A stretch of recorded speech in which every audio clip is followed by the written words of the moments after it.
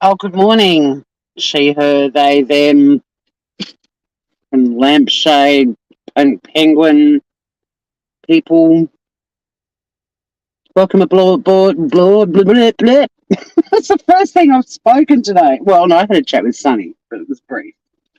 Welcome to Flight 708 to, let's go to Tokyo. Sweet Airlines doing final checks. Lip balm, check. Coffee, check. 11 degrees Celsius. Pip, pip, we're away. It's Tuesday morning in Tasmania. And look how light it is, Groovers. Mind you, daylight saving is going to come along soon and nip these beautiful light mornings and evenings in the bud for a little while, but we're definitely out of the darkest part of winter. It's a very blue morning. Everything is looking quite blue.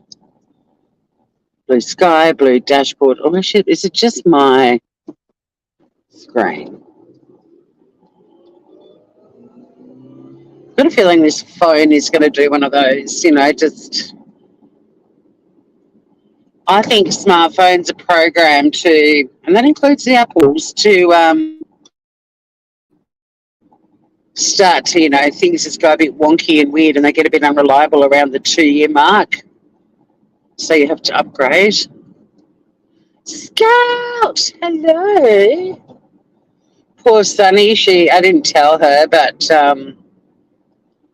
she was already upset that I was heading off to work. But I'm catching up with a friend of mine who's down from Sydney with a friend of hers. We're just having a quick catch up after work. It won't be a late night for me. Fortunately, my friend Jo also has cats and dogs. Or not just cats, sorry. She's got two cats. So she'll fully understand when I say I have to head home to my sunny bum and feed her dinner. Hello, Kylie. It does look very blue. It's like blue road, blue sky, blue. It does look very blue. Oh, there's a bit of colour there. Okay, so it's not my screen completely carking it. I'm still going to put my headlights on because that's what you do on the country roads.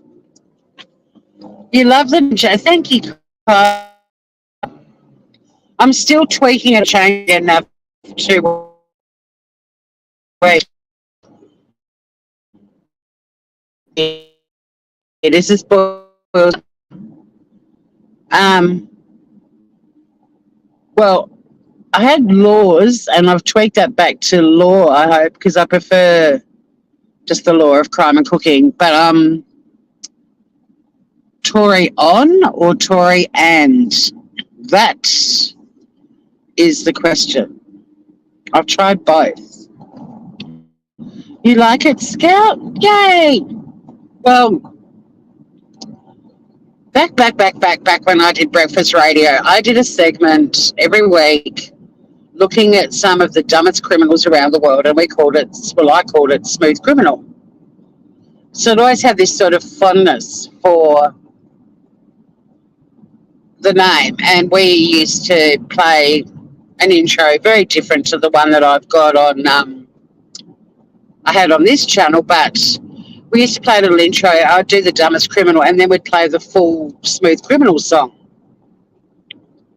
But it's really hard to find it on YouTube. I mean, I personally think if somebody rocks into a channel and they like it, fucking subscribe then and there, because I'm constantly going, what the hell was the name of that channel? And there used to be a really good YouTube history, and you could go and see what you watch that anymore.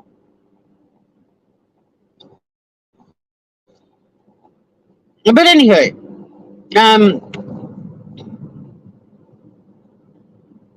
I just had to really think about everything long and hard. I had to take a good look at myself, good long hard look at myself.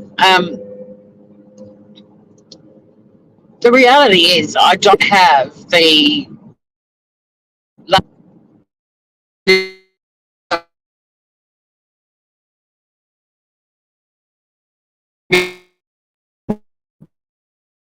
crew have, as in they don't work or they have a host. And don't get me wrong, like say for example, Laura making her candles, I reckon she works her ass off. I mean, she's putting out rancid looking candles on the daily. There's a line of her candles that are very simple, and that's the sort of thing I'm into, simple and plain, but replicate food. You know, we all gave each other shit that when we were kids, and it just got dusty, and you ended up chucking it out anyway. Yeah, I love the dumb criminals too. Oh, that was a sad thing. Last night I realised that I've been missing a lot of things that were on my computer that blew up, and the hard drive that perished. But sadly, it only dawned on me yesterday that all of the draft, pardon me, all of the draft scripts and all of the research that I did for over 900 topics for that podcast are gone, which is fine because, I mean, some of it would have been really useful for where I'm taking this channel, but it's okay. I'll just research again.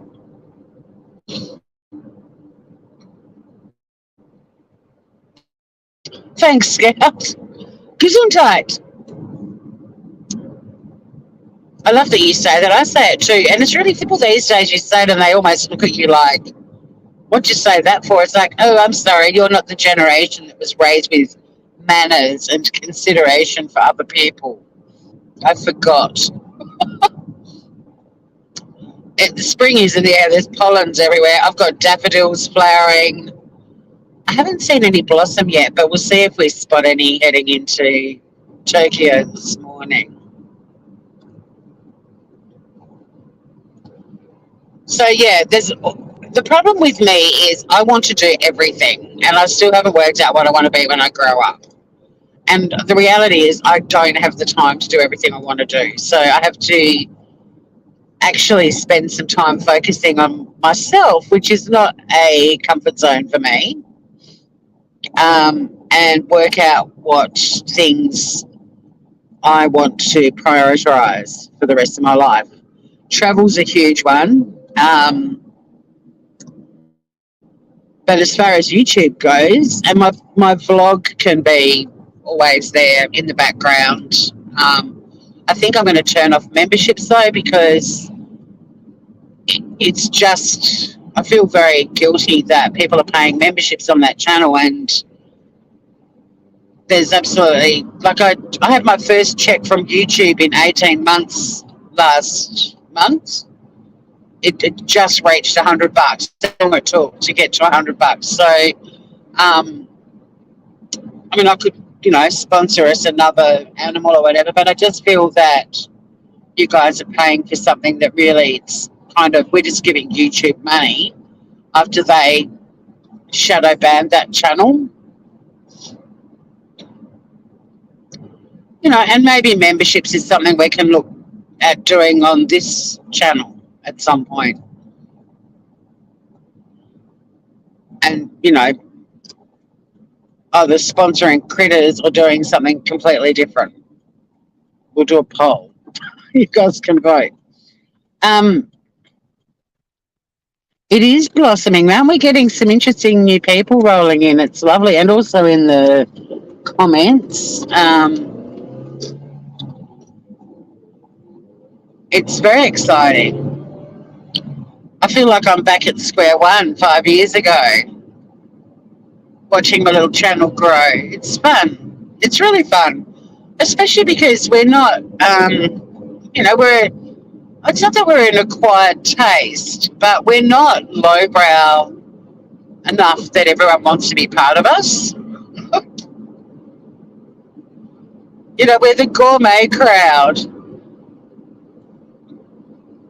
Maybe we are an acquired taste because, honesty, transparency, intelligent humour, good research, sticking to facts, giving a shit about each other.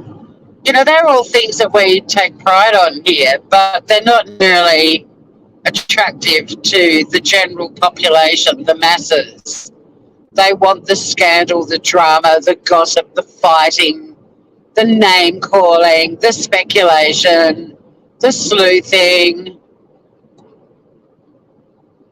So, yeah.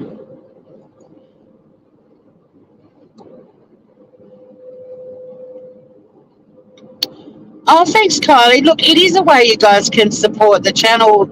I just think it might be a better thing to move it onto this one because this one's growing. And when I get back to my comments about my restrictions with time, one of the reasons I've incorporated cooking and crime on one channel is because I just don't have time to do all four channels because I don't have the time to give them each the attention they deserve, and the community is pretty much the same across the board. In fact, there's people in this community that don't even know about my other channels, and I'm fine with that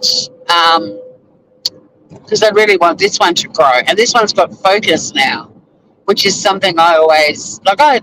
At work, I'm flat out all the time, and I've got a gazillion things I need to do, but I just focus on one job at a time because I know the advice I've got to give or the additional information I've got to, get from my client or whatever. And I need to be like that in real life too. So that's what I'm doing with this channel. It's like put your cooking and your crime on the same channel because there's the researcher in me. I've already got over 90 pages of research of food crimes. I can actually cook some stuff while we chat about particular crimes. I've got heaps of ideas that I don't want to say until I start doing them, but the description on my community page and on this channel, we're still going to do scam baiting. We're still going to look at current cases. They don't all have to have the food crime connection. But ideally, if I'm going to be cooking, I want it to be connected to crime. But there are some crime cases like I'm really excited about doing the Bruce Larimer, Brittany Higgins stuff, and there's nothing to do with food in that at all.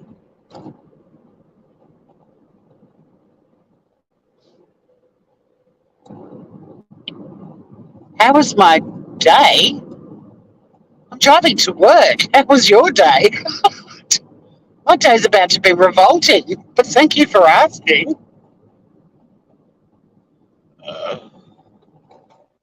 It's because the mornings are getting lighter. It probably still looks a little bit like early nighttime, maybe. I don't know. But I'm driving to work.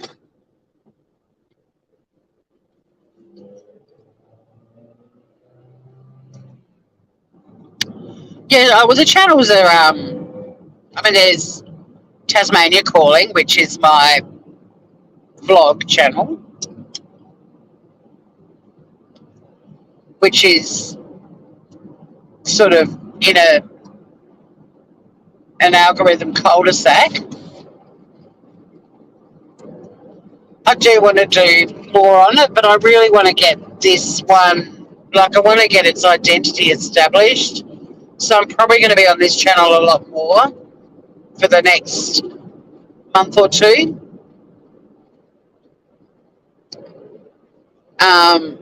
Which is why I feel suspending memberships on Tasmania Calling is the kind thing to do. Even I realised the other day, even I'm a freaking paid member on that channel. My parody of Lynn, who used to be up with Natasha Cooper, Linley has a YouTube channel, and she is a paying member. I've been paying myself. I think I've got the bottom tier, which is like $2 or $1 or something, but hadn't noticed that coin missing from my bank account. And then there's Batshit, which is, a bit of a cult following channel, but Finn and I have a heap of fun over there with the small but enthusiastic audiences of less than 10 people. I think that channel might also be off the algorithm because Finn just can't help himself. Even though he blames me, it's a very fun sibling kind of channel. We're not siblings, but my God, he's not the painful little brother I didn't want, and I'm the bossy older sister he didn't ask for. Hey, Madelirium. I've been thinking of you a lot. I'm sorry I only got back to your comment last night. I was like, you cannot go to bed until you respond to there's your comment and a couple of other ones.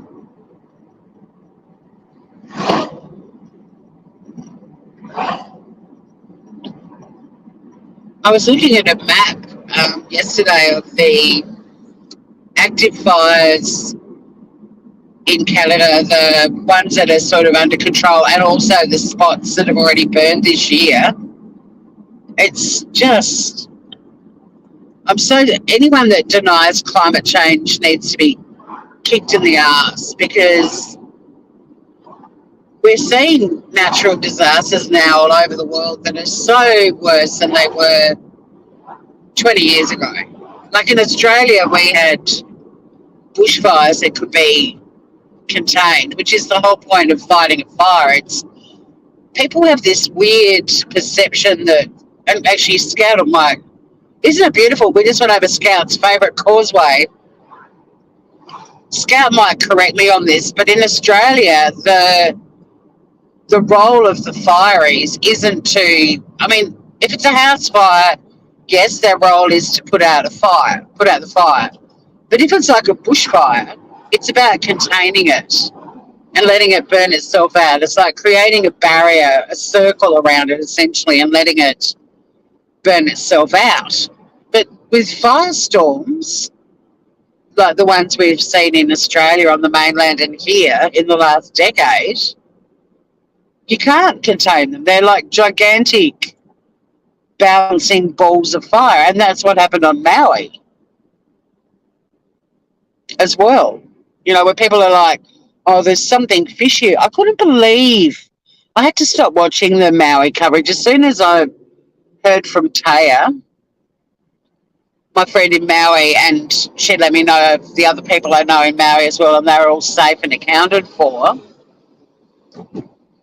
I had to stop watching coverage because, I'm sorry, America, but a shitload of you guys were victim blaming during coverage about the Maui fires and sleuthing them and saying something's fishy about this story because some buildings survived and other ones didn't, and absolutely no research done by them, and they're not listening to the expert up on the screen talking about firestorms and the combination of fire and hurricane winds is, I'm sorry, but what the fuck? I did think of you, Maddie, about the smoke, because the last time we had really bad fires on the mainland and also in Tassie, it took weeks for the smoke to clear, and it even reached New Zealand. And just wanting and hoping that you'd wake up one day and not be able to smell smoke. I know that feeling. You know, the whole house and your washing and everything. But at the end of the day, I'd never go on Facebook. I mean, I barely put anything on Facebook now anyway, but I'd never go on Facebook and go, oh, well, my washing smells of smoke, because there's been smoke around for weeks. If you hang your washing outside, guess what, fuckers? It's going to smell of smoke. But also, other people have lost their homes and their lives, and your stinky washing means fuck all in the greater scheme of things. So you just keep whining on Facebook about your own bloody woes, and the rest of us will see what we can do to help the areas that are the most devastated. Fucking people, honestly. I will continue to be scathing of human beings on this channel as well. SRB, I saw your name. They're actually scared, and then I have to pay attention from now on, as you guys know, because the road gets a bit windy and also faster, and there's a lot of traffic. Actually, in Samoa at the moment, so um, they live in San Diego, and I started looking at the. I've been following the fires in Canada, Spain, and Greece, and I did see a video about the earthquake and hurricanes, but that's more LA, isn't it?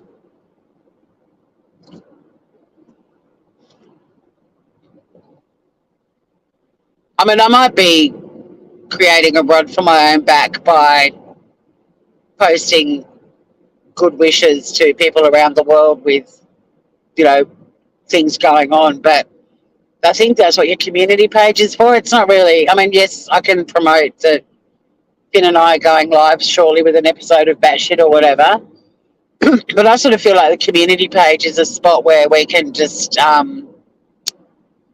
put messages up and support each other and talk about things that are happening around the world. And but yeah, I mean that could almost become a full-time job, because even when I was writing about the fires, like, I sort of like, well, it's not just fires that are ravaging the planet. We've got a war going on in Ukraine, and then there's mountains of stuff going on in Africa that deserves attention as well. So, but I think if it's, a likely situation that's impacting our community, I definitely will continue to put things up. Hi, Cassie.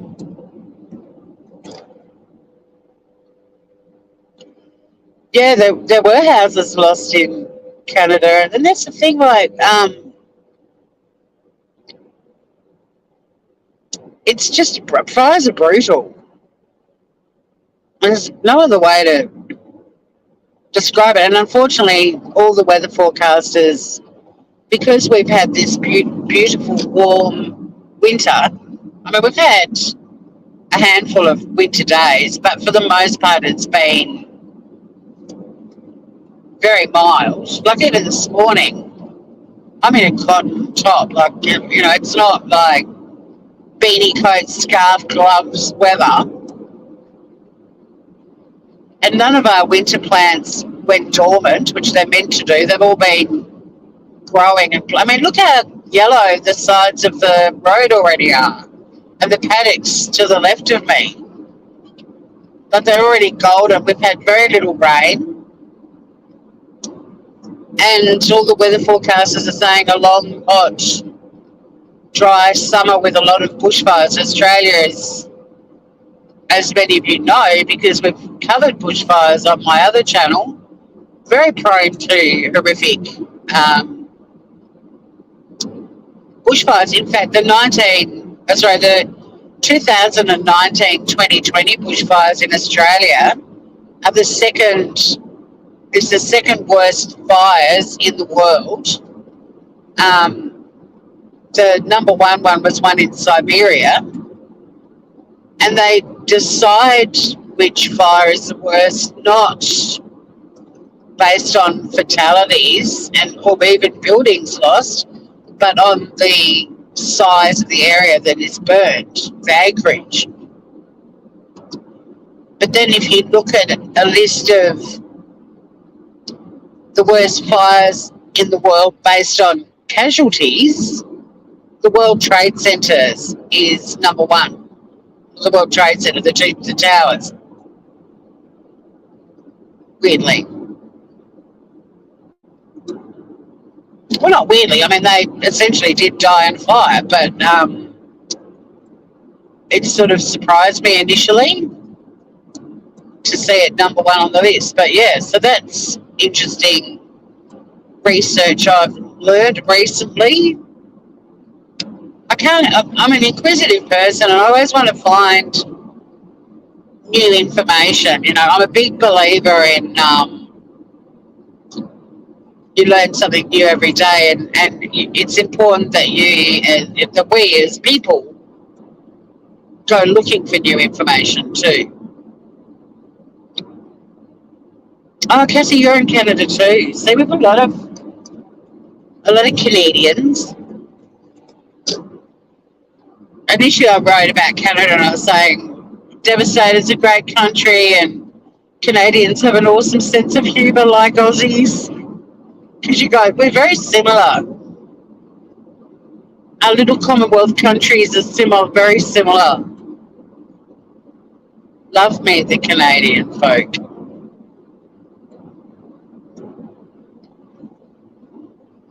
Actually, that's the only thing about Canada that sucks. Why the fuck do you drive on the wrong side of the road? I mean, I know that you have to because Americans chose for some reason to be different to everyone else and most people, most countries.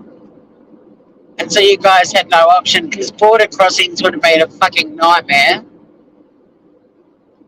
But I think you're possibly the only Commonwealth country that drives on the wrong side of the road. I think. I don't know. That's something I need to research. But in my travels, every Commonwealth country I've been to, except Canada, drives this way. America fucked it up for you guys. That's my buddy in front of me, the guy who put my hydronic heating in. The van in front of me. He's awesome. He's also my plumber. Morning, Kev. How you doing, mate?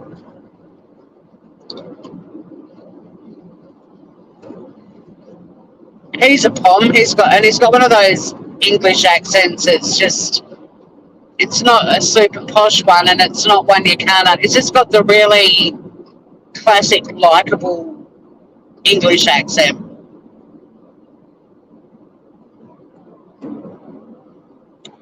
Ah, in Washington State. Thank you. I just saw something about smoke. So I don't know. I can't read a lot, obviously, when I'm driving. I thought there was just a comment about smoke. I'm assuming was that the smoke is infiltrating the states as well,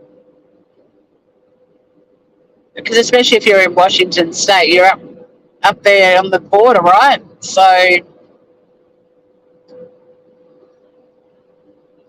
anyway, we can chat in the car park. Yeah, I know. Damn Americans. I love going to a country where you have to drive on the other side of the road. It's like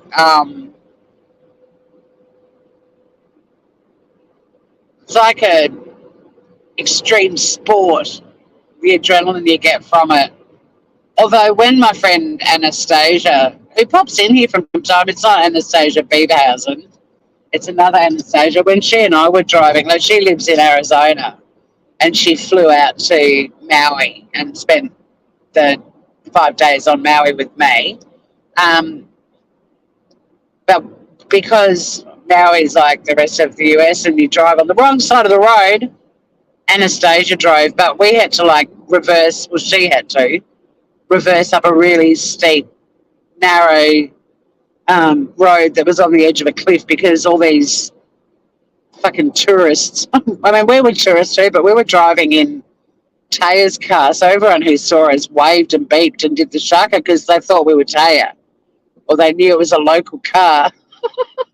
But all these little shitty fucking young tourists with a lot of money that had rented convertibles just had no concept of giving way or, merging. Yeah, I thought you guys would get blanketed in the smoke too. Even Ohio. Yeah, our last big fires, the smoke was in New Zealand really quickly. Makes you realise just, how the scale of these fires and Yeah, the last time we had really bad fires, it went on for weeks and weeks, and it's like people were just suffocating. It was horrible. I mean, not well. Some people did actually die in Melbourne from really bad allergies, and they had a combination of like really intense pollen and smoke from fires, and yeah, it can really take its toll. But I just remember that feeling of not seeing the sun for weeks, and or you could sort of see this round, red, blurry blob up in the sky, and whenever it's red, you know there's fires, and yeah, pretty horrible. And just waiting for that smoke to go, and then one day it had gone. That day finally came, but it felt like forever. And it makes everyone tired and grumpy, and it gives people who love complaining on Facebook, it gives them something to complain about. You know, there's millions of wildlife have lost their lives, human beings have lost their lives, people have lost their homes. You know, farms are absolutely destroyed, livestock, communities wiped out. But there's that fucking asshole on Facebook going, my washing smells of smoke. Yeah, you're still indoors in your home, sitting on a computer with internet and power that you're able to use your washing machine, and your biggest chore for the day isn't rummaging through charred ruins to see if you can find bodies or belongings or whatever, bitching about the smoke and your washing. Go fuck yourselves, self-centered fucks. I'm getting this out of my system before I see my clients because I mean, I'm cheery now too, but isn't that weird how some people are just so pissed off by things that impact them, and the things that are impacting them are massive and heartbreaking, and there's not a moment's thought about anyone that's lost people that they love, or lost their entire town where they lived, or all the animals. Like, they don't care about any of that. They're just on Facebook going, my washing smells of smoke. Well, you hung it out, you fuckwit, so sucked in.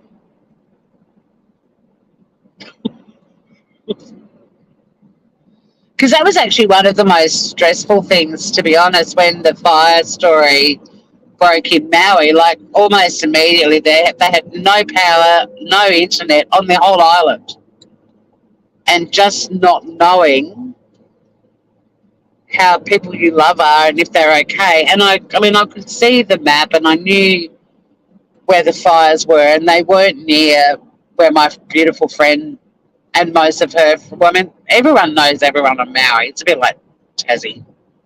I always get pissed off when people say, you all know each other. Well, we don't know everyone, but we know a lot of people, and if we don't know them, we know a connection to them. And Maui's the same. Maui's even smaller than here, but it was just the not knowing. And and then they had a group that was sort of updating this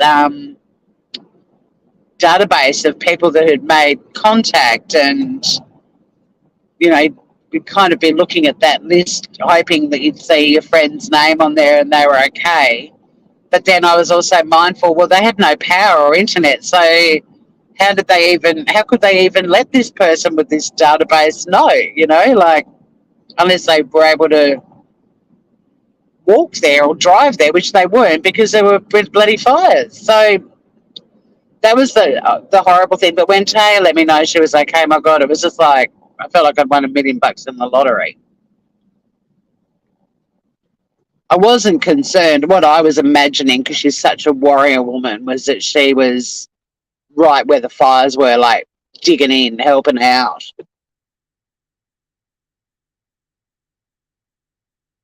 You got shit weather, skeeter eater. What does that mean? It's Skeeter Eater. It's Skeeter Eater.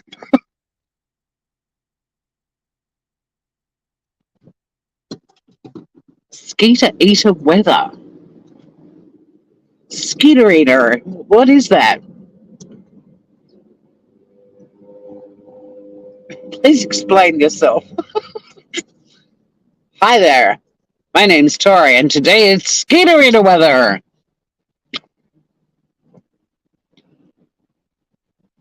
No, wait. Who? Oh, mosquitoes. Muzzies. Right. Gotcha. Gotcha, Melmac. Is SRB leaving? Can someone lock the door? She can't leave. Sorry. Okay, what you've got to do. You're hanging with the gang, man. Right, so in Australia, mosquitoes are mozzies. We have fucking nicknames for everything. Or we shorten their names.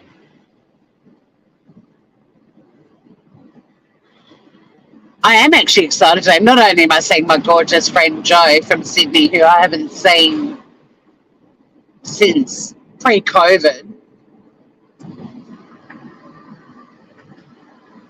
but I had all this accrued leave, and they're called ADOs, which is an accrued day off. So we basically start work half an hour earlier than a lot of people, but we also only had half an hour lunches. And as a result, by basically working half an hour more than most people, we accrue leave on top of our annual leave. But you can only carry so many ADOs, and like we need to use them. The whole point of them is to get a break. But because I'm part time, I feel like taking a whole day off. It's just going to make my job more busy on the days that I'm in the office. So I asked my boss if I could use point 0.5, which is basically half an hour of ADOs, to have 1 hour lunch breaks, because this job is full on, and most of my clients have neurological and psychological injuries. Everyone's under financial pressure at the moment. So we've got a lot of people that are quite rude with us. Some are too rude, and we actually say, sorry, we can't help you anymore. But others are just stressed, but they don't treat us with respect. They lash out at us and probably everyone else in their lives, and we're genuinely trying to help them. I mean, I work as a community lawyer. I earn less a year than the secretary in our building, like the receptionist. So I'm not doing this for the cash. I genuinely want to help people. But these days it comes with a giant serving of abuse. And when I first started, and we were so busy now, but when I first started, we were still really busy, but we also had a bit of breathing space. Like if you had a really difficult client, or you had a site client, we were meant to like have a half-hour breakout just to sort of regroup and get ready for the next client. But that's just not possible these days. Our calendars are chock-a-block full. So I'm about to have, not every day, but 1 or 2 days a week, I'm going to have like hour-long lunch breaks, so I can actually leave the office. I can go for a walk up the Hobart Rivulet. I can buy some lunch on the way and sit somewhere and watch the ducks and half-hour breaks are bullshit. And it's always bugged me. Like, I don't want an hour necessarily every day. When you're working full-time and you have an hour lunch break every day, there's many days that you're like, no, I've got a lot of work to do. I'm going to have some lunch and then keep working. And that's fine. But it's just, we used to be able to have like a half an hour gap between each client. And if we needed to go for a quick walk or go and grab a coffee or just stretch our legs or whatever, just even watch some funny videos on YouTube, whatever it took to just get our heads back into the right headspace for our next clients. But because it's just gotten busier and busier and we've got half the staff we used to have, so yeah, I've got hour-long lunch breaks. And the thought of like having lunch with my brother one day or catching up with a friend, maybe going for a little wander around town and looking in some shops or buying food from places that I can get to that I can't get to on a half-hour break. Because that's where half-hour breaks suck. If you don't bring your lunch in, you've basically got to go out and get your lunch and back into the office and eat it, be ready to go again in 30 minutes, and it's fucked. So, yeah. So you've got skeeters everywhere. The mozzies are attacking Melmac and she's finding it insufferable. But yeah, they're not long enough. So I've got a lot of ADOs accrued, and it takes a while to chip away with half an hour increments. But I said to my boss, I'd rather be at work. I don't want to take a whole day off because we've had, in the last month, we've only had, we've had at least one staff member away, and it's been hideous. And I know what it's like when you're working and someone phones in sick. I mean, there's nothing we can do about it, but it makes for a really difficult day or days or even weeks. So, yeah, hopefully these hour-long breaks will just be what I need. It'd be lovely to just know that today I just grab my bag and I'm out. I can go for a really good walk. I've got the time to walk a little bit further and get food that I haven't been able to buy or eat in the last 2 years because I don't have the time to get that far away from the building. It's really awesome. And we've got a beautiful sort of park that's not far from here. St David's Park. I could grab lunch and go and sit down there and eat it. The rivulet, go for a walk up the rivulet. It's really beautiful, and there's some really lovely cafes at the start of that walk. Like, there's so many options. And today's my first one, so I'm a bit excited. And I'm really encouraging my co-worker to do the same thing, because when you've got a really stressful job and an insanely big workload, taking a day off, I don't think you ever really get to take the day off, because all you're thinking is, I'm going to be even busier when I come back, but also everyone else is going to be really stressed because I've been away. I'd rather do the hour-long lunches. I'm excited. You're excited for me too. Thank you, Scott. You guys are so sweet. Sunny's going to be excited when I get home later than usual to feed her some dinner. I didn't tell her. I just told her I had to go to work and I might be a little bit late.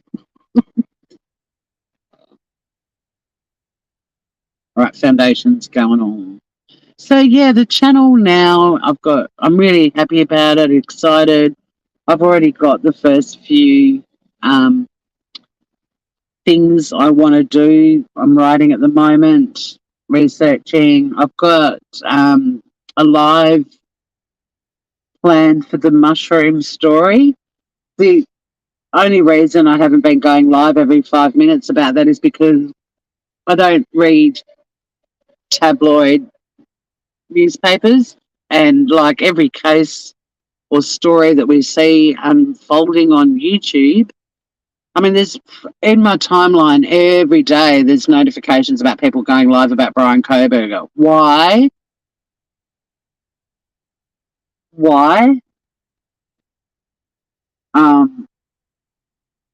Actually, this just reminded me, I'm trying to organise some annual leave in October, so I've got to make sure it doesn't clash too much with the trial, but it's possible I will be away for some of it. I mean, I'll take all my gear with me in case where I'm staying my beautiful friend, she works, so there will be times that I can go live.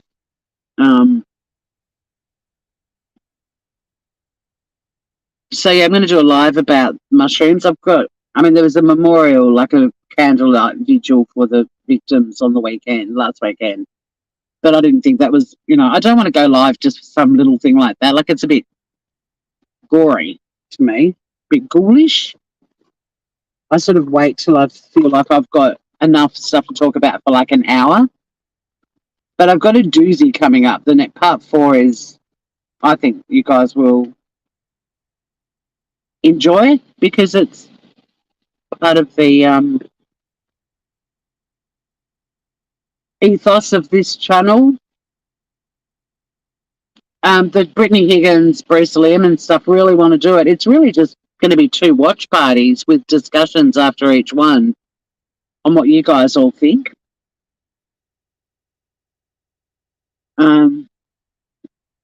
And I've also got my first food crime story. I'm writing that at the moment.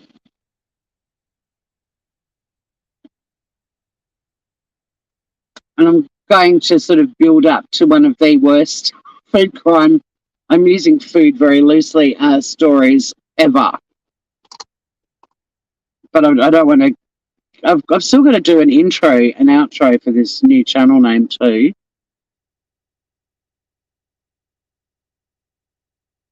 So much to do, so little time. And I've got a lot of volunteering going on at the moment. So the days that I could possibly do YouTube, I'm actually out and about volunteering at the moment. I might chat about that one day on Tasmania Calling, like what I'm up to, but whatever skerrick of time I have left, I'll be here. And yes, one day I will be cooking a beef Wellington, but not yet. It's too soon. Let's wait and see what happens with the investigation into the mushroom deaths before we start cooking the beef Wellington. And I really need to cook that when I'm having people over or something. It's not really dinner for one. Thanks for dropping in, Madeline. Stay safe. Oh no, I should get a video and somehow connect it to you so you can chat to her while I'm at work. Oh, did that question happen before or after I just explained all the mushroom stuff? Kylie Bobali. So yeah, I'm doing a live on Wednesday, I think. I've got a very busy Wednesday, but I reckon I've got time to do an hour, and that's all I need. I just want to point out again why sleuths suck. And that is an update on, well, if there are any other updates that are from, verified sources. I mean, the police are being really tight-lipped about this case, so anything that anyone is talking about on YouTube at the moment regarding that case, they're relying on tabloid mainstream media. They're not facts that the police have released. The police actually announced they were being tight-lipped deliberately because they're sick of sleuths, basically. So yeah, there are some channels that have been going live about it, but it's nothing that's been that's come from a credible source or has been verified at all. But there'll be hundreds of people in there lapping it all up and listening to the creator going, listen to this scandalous information. So are you going to quote your source, or are you just going to think that everyone listening to you is a fuckwit? And we're just going to listen to you and take everything at face value because, you're some random friggin' YouTuber. But we all know that's how YouTube works.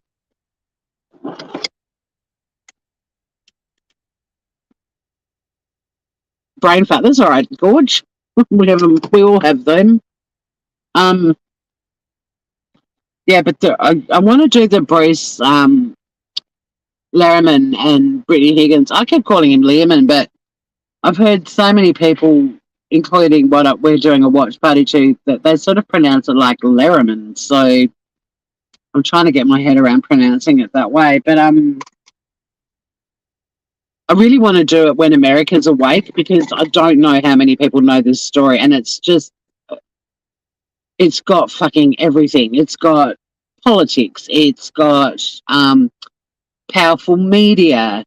It's got Me Too movement ramifications. It's got absolutely no regard for the presumption of innocence. It's got a woman who made allegations being taken on some sort of weird junket tour around Australia with the Australian of the Year at the time, who was a girl called Grace Tame, funny enough, from Tasmania, who was a verified victim of grooming and sexual abuse by a teacher.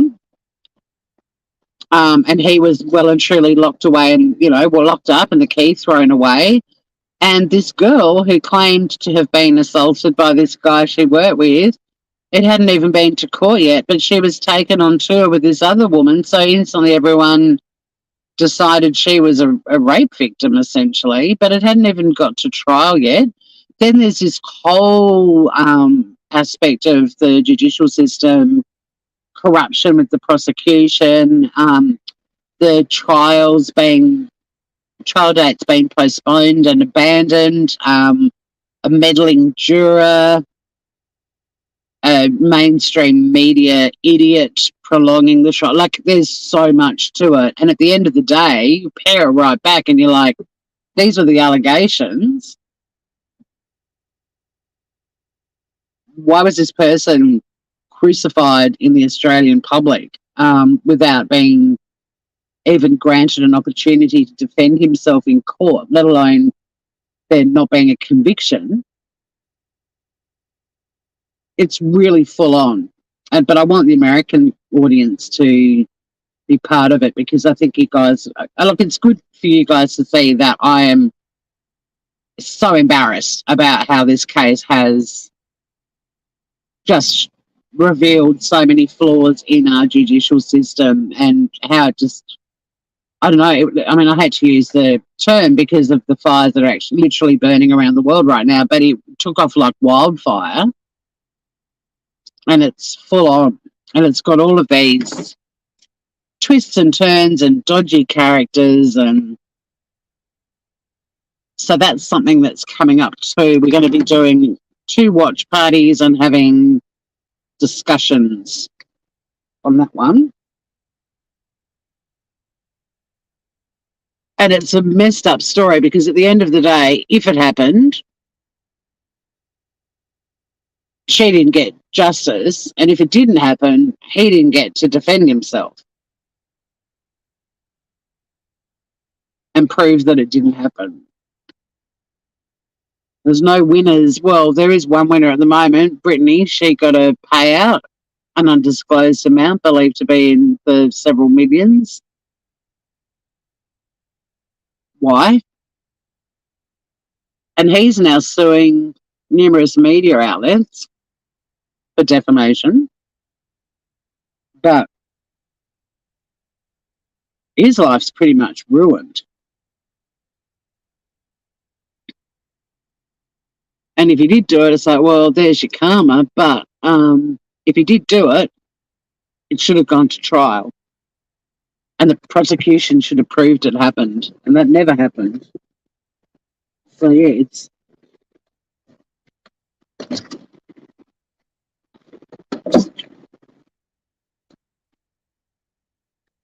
I just dropped my mascara and it blended into the floor and I couldn't see it. And as usual in my life, because I've got so much fucking hair, I've picked it up and there's one of my hairs on. It's just like, I cannot. Sunny sheds hair all over the house, but she is not the only culprit. Even when I got in the car to head in, there was a hair attached to one of my bracelets. I'm like, can I just have a day where I do not have a piece of hair irritating the fuck out of me? Please, just one. All right, I've wiped a tissue over my mascara brush and removed the hair because that would have been the next thing. I would have put on more mascara and then had a hair stuck in my eyelashes. I'm one of those people, I don't know if any of you are like this. If there's a hair down the back of my top or something touching my skin, oh my God, it drives me insane. And I can't, like, I've got long hair and I love having it down, but I can't have it down like all day. There's a point where I have to put it up because it really just starts to annoy me. And I went out to dinner with some gorgeous people on Saturday night, and one of them in the middle of dinner put sunnies on, and someone said, "Oh, what are you putting your sunnies on for? It's not dark." And I was like, I mean, it's not sunny. And I was like, I reckon it's because Brooke doesn't like hair on her face because I do that too. And Brooke looked straight at me and she's like, yep, can't stand feeling hair on my face. All right, we're sorted. Yeah, the Higgins Lariman, it's insane. I'm looking forward to all of your thoughts on it too. I've been reluctant to do it because I personally feel that for some reason, you know, when you sort of criticize something because there's absolutely no presumption of innocence in the mix, that you're automatically portrayed as, you know, being anti women speaking out and all of that sort of stuff. Like which isn't the case at all. Like I just believe in the justice system and the presumption of innocence is part of it. And so, yeah, it's kind of like, there would have been times that I went live on it with my opinion on it where I would have been absolutely slammed because Brittany was being wheeled all over the country like this victim, and what a horrible guy he was. And I was like, oh, I don't know about that. Is that true? We don't know. Let's see what happens at trial. And then the trial never happened. And don't get me wrong, he's done some things too that have made me go, yeah. But yeah, it's a doozy. Is that what it's called? Sensory hair. Oh man, it does my head in.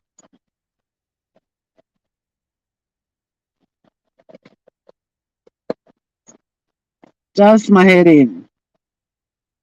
I'm glad I'm not alone.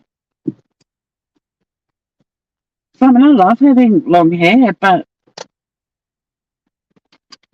I just don't want it anywhere near my face. Ever.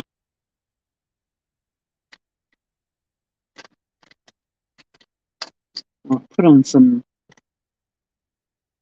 My boss sells Lip Sense, and I'd never bought it before. And she was doing an order about a month and a half ago, and she said, "Oh, I'm doing an order. Does anyone want it?" And I said numerous times I wanted to try it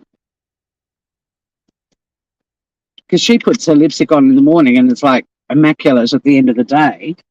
But she can also wear like really bright colours, whereas I can't. So it's like a very neutral one.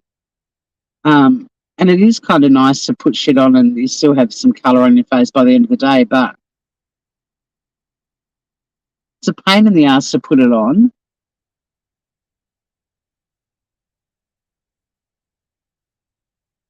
Because you have to basically paint your lip and let it dry. It's not like when you put lipstick on and rub your lips together. And also, I need to put like 3 layers. My skin absorbs my very light mineral makeup within an hour too. Like, I'd never look like I'm immaculately made up or anything like that by the end of the day. I'm always, everything's been absorbed, even lip gloss or whatever. I'm painting layer 2 at the moment.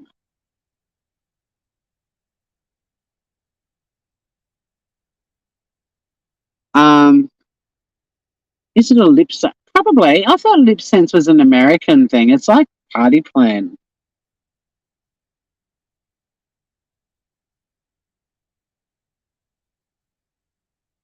The writing on the label's too small for me to see where it was made. And then, but it is also really drying. Like it feels dry. So I put lip balm. I wear lip balm. I use lip balm all the time.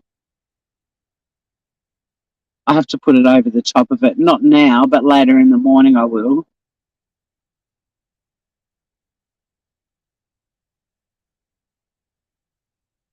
But I like wearing it so that when she comes in, she's like, "Oh, you've got your lip sense on." So I'm not like, yeah, I'm not sure if I'm a fan. I'm not sure if I'm a fan. But it's a really neutral colour. I don't know if you can see.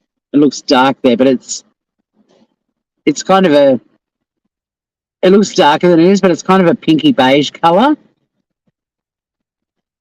My girl Waffles, hello, gorgeous.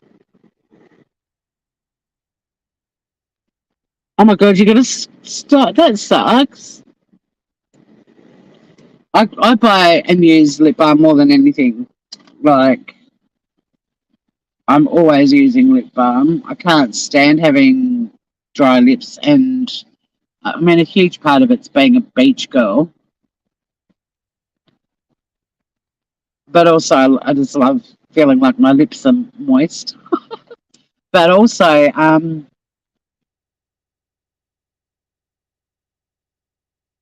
I have to put lip balm on after I brush my teeth, which is why whenever these lives start, I'm always in my car at home doing my pre-flight checklist.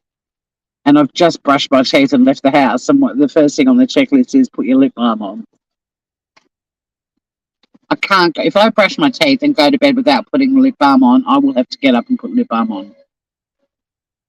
Anyway, I've got my 3 painted layers and then a glossy layer on top. It takes me longer to do my lips than it does the rest of my face.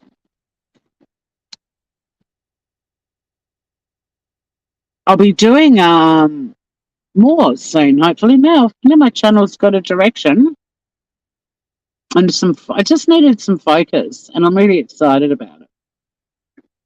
I've managed to combine 2 of my favourite things, crime and cooking. But also the fact that it's got law in the title too, so it doesn't always have to be crime and cooking combo. I mean, I'll be doing scam baiting too, because that's part of the crime umbrella.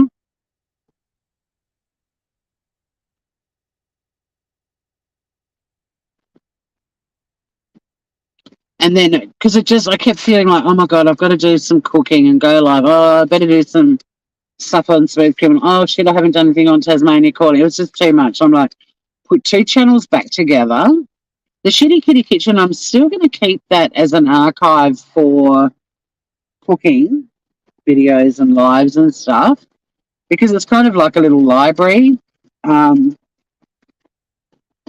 one day I might find someone who wants to learn how to edit YouTube videos. He might be able to say to them, well, here you go. There's a shitload of lives. Edit them down so they're like 10, 15-minute videos purely about the recipe, because as you guys know, I cook and chat and faff around. But yeah, one day they might, otherwise it's just sort of like a little archive. If people are really hanging out for a recipe, they might just go, I'll go over there and grab it and cook along with Tor and the gang. Yeah, you've got to get butthead to school. You have a good one too, cuz. Good to see you, gorgeous. I like your new name too. I'm glad you like it. I've ummed and ahed for such a long time. I needed to impose some boundaries and some focus for myself.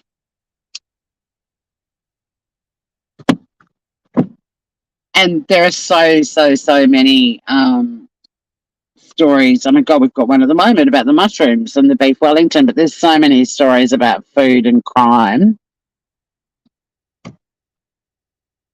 But yeah, I still have the option to just cover a case that interests me, because it's me with, well, it's Tory, and it's also the law, and it's also the law of crime, and it's also crime, and it's also cooking and recipes for murder.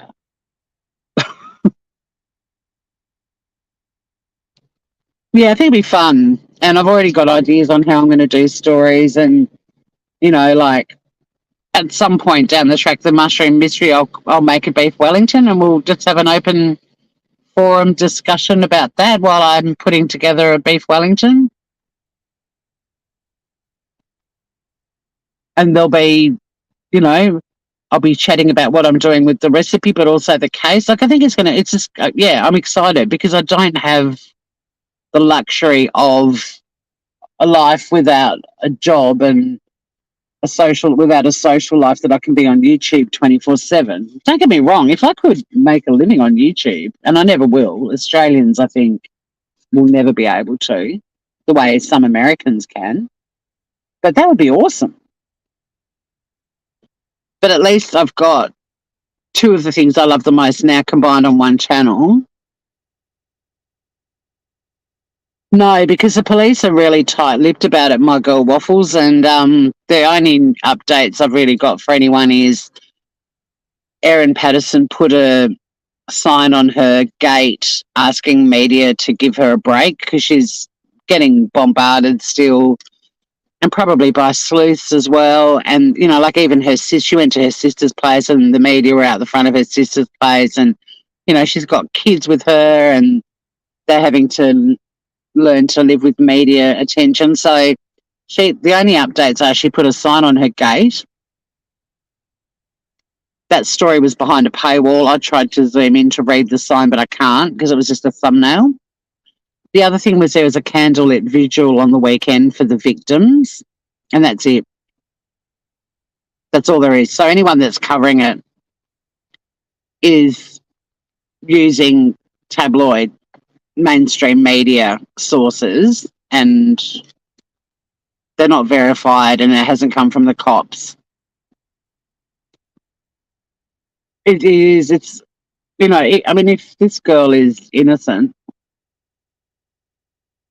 her life is pretty much fucked now because of what happened. I mean, if she's innocent, her life is fucked because she fed people a meal that killed them. That's just, I mean, imagine trying to live with that for the rest of your life.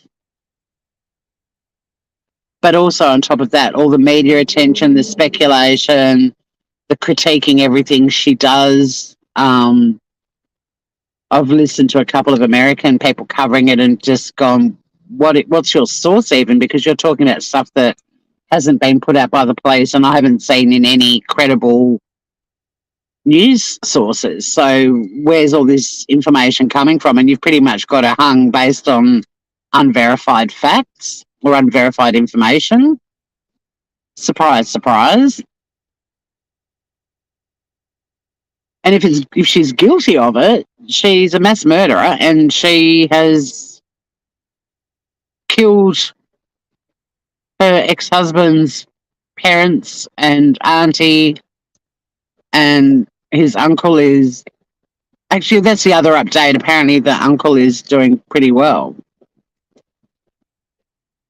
And, you know, and then she's going to basically deprive her kids of not only grandparents but also a mum. And I mean, there's no positive outcome for her.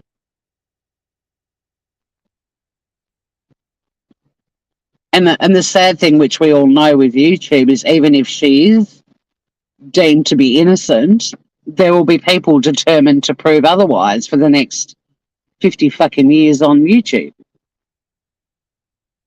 I have heard about Lucy, yes. Yes, Lucy Leppy, what a piece of shit she is. Good riddance. I don't cover baby murder cases. I've got quite a few reasons for why I don't, but I have been following it. I probably know more about that case than any other case that's been covered on YouTube at the moment. I've listened to a lot of great journalists and interviews of some of the doctors and, you know, obviously the shabby and appalling behaviour of the managers of the hospital. Yeah, it's fucked up. It's so fucked up. And she's just a really cold-hearted, callous human being. But there's already people analysing her, what sort of psychological disorders, mental health issues she may or may not have, and that's going to happen. But again, I've just gone to the factual sources and listened to the story, and it's an absolute shocker. I can't even imagine those poor parents, and also the poor staff who were raising concerns, and then there were management level wanting her back on the neonatal ward. And I imagine it does, my girl Waffles. I've learnt a lot about the shambles that the hospital system can be, and when you've got upper management just continually turning a blind eye. I mean, it took forever before the cops were called in. Oh no, I believe, yeah, exactly. I agree. The management side of it is, I mean, she's revolting and rotten to the core. I don't give a fuck that butter wouldn't melt in her mouth when you look at her, because clearly being an okay looking person doesn't mean you're not going to be an evil piece of shit. I mean, look at Jeffrey Dahmer. Ted Bundy. There's plenty of murderers out there that just blended in, and some even had, better than average looks. That's what made it so easy for them to hurt so many people.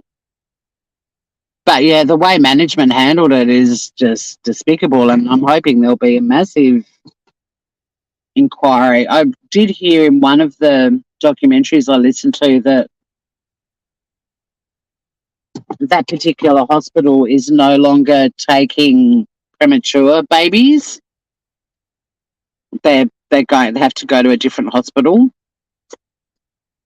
I don't really see that change is what people are wanting. I think people want management investigated and held to account. And one of the doctors that I've seen a few interviews of him now, but I mean, the guy's almost bawling his eyes out that these deaths could have been prevented. And, like, I don't know why management ignored the concerns of people that were on the neonatal ward, but they were ignoring the doctors.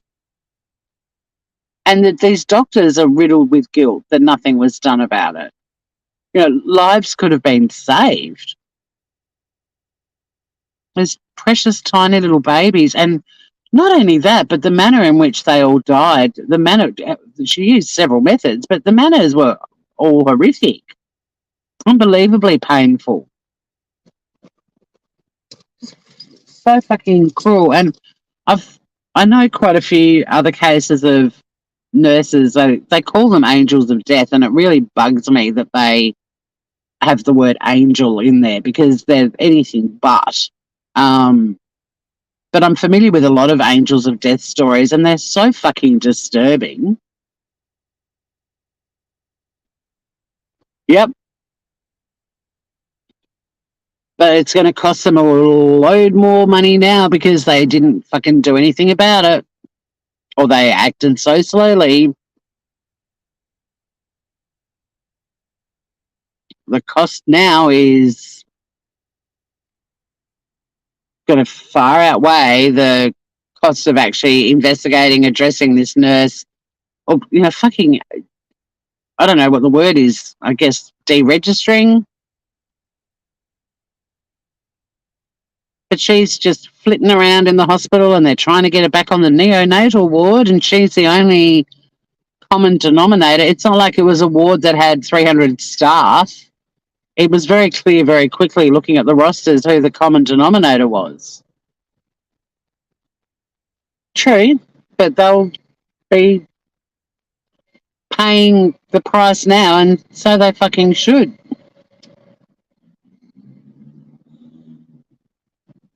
Those parents, and the parents of the little twins who both survived, but fuck knows what quality of life they're going to have now after what she did to them both, and how traumatized they are by it, and then their babies survived.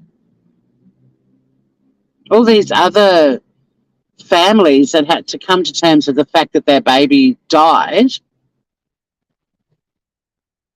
and then to find out that they were actually murdered. Like, my God. It's just absolutely horrific. But thankfully, she's looked away. One thing that I really am, she gets sentenced today. Well, England's a little bit behind, but her sentencing's today. But she's not coming to court for that. No, wasn't in court when the jury handed down their verdicts. How does that happen? How does she get to refuse to be present? I'm curious about that too. Wasn't there for the verdict. She was in court on previous days, and her parents were in the courtroom mouthing "I love you" to her repeatedly. The parents to me sound like they're in fucking denial. It's an absolute shocker, isn't it, Scout? But how does she get to refuse to be there when the jury hands down their verdict, and then she's also refusing to attend the sentencing hearing, which will be in London today? Well, on Monday. Like, it's Monday for me, but it's still Sunday for London. She has... Well, I've heard someone speculating that she might have Munchausen's, but it didn't come from someone I consider that credible, because they've also been covering the mushroom case, relying on tabloid headlines to make an assessment. And then it's not an actual diagnosis, it's just speculation on my part. Well, as soon as you say that, I'm out. I mean, there's clearly something fucking wrong with her. Yeah, never to be released. Hopefully, yes. Not sure how that happens with not being there. I know. I was on the UK news about the Munchausen's by proxy. Yeah, well, I mean, the person I listened to was comparing her to another nurse who also took the lives of many patients, and pointed out there are some differences between the two.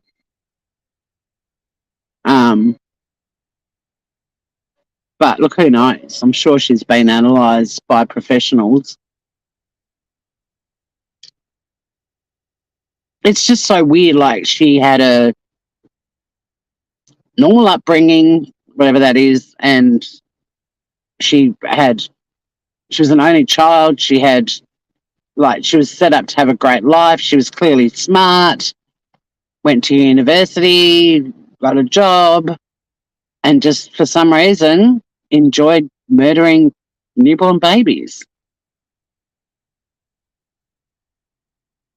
And, the list of the victims is disgustingly long. The number of babies who actually survived her actions too, like, it's what their lives are going to be like, who knows? A God complex. She's got a victim one too. She that note that she wrote, she was very much the victim in all of this, whilst also saying, I did it and I'm evil. Very strange unit, and hopefully never will be released, and no one needs to worry about ever having to encounter her out in the wild, because she's just wired very badly.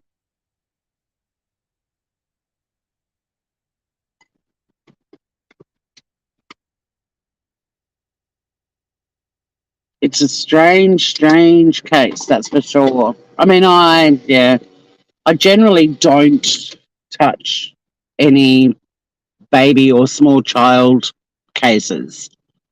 I mean, I do cover family annihilators, because that's one criminal personality type that I'm fascinated by. But so there are often children in those stories, but ones like this I don't normally cover. But we might have a discussion about her at some point. But I'm going to have to go, guys. I don't represent any Lucy Leppies. I've got clients with issues, but nothing like that. Um, I hope you all have a beautiful Sunday. Much love to all the countries in the world that are dealing with natural disasters and wars and just horrible things. And I'm glad you guys like the new channel name and focus, and I'm really looking forward to scheduling YouTube now, and it's like my gym schedule. It can't be moved. Like if I've got YouTube in my calendar, I'll be live doing something. So keep an eye out for things that are coming up. Hit the notification bell, and hopefully I'll see you in one of those lives soon. And I can't end now with don't get struck by a smooth criminal. So I'm going to have to come up with a way to end my lives too. But thanks for hanging out with me, Groovers. I'll see you all again very soon.